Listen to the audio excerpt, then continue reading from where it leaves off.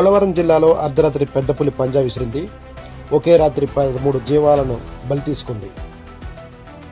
దేవపట్నం మండలం గంగంపాలెంలో పశువుల మందపై దాడి చేసిన పులి ఏకంగా 13 దూడలను చంపేసింది.